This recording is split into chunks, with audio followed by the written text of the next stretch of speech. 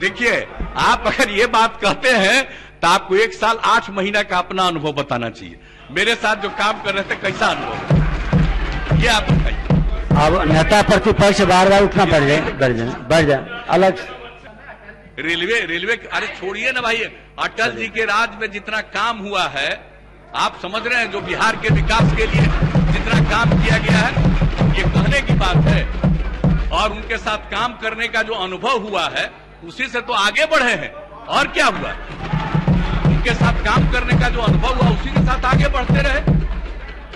बिहार में बिजली का दर, तो आपको पता है बिहार में जो बिजली मिलती है इसका जो दर क्या है, लगभग 4.5 रुपया प्रति यूनिट। आप बता लीजिए, देश का लगभग सबसे ज्यादा है।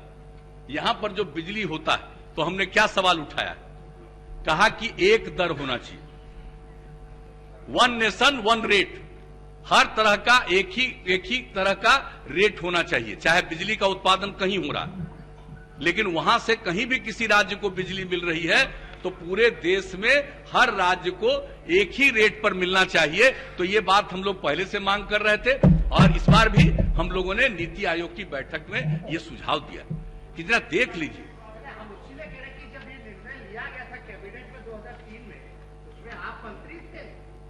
हमको नहीं पता, आपको ये सब बात है तो आकर के कभी दिखाइएगा, समझ गए ना। और 2003 के बारे में आप क्या कह रहे हैं, हम तो जो काम देख रहे थे उस समय 2003 में, उसके बारे में कुछ पूछिएगा तो आपको हम बता देंगे। रेलवे अरे छोड़िए ना भाई, अटल जी के राज में जितना काम हुआ है आप समझ रहे हैं, जो बिहार के विकास के लिए जितना काम किया गया है, ये कहने की बात है।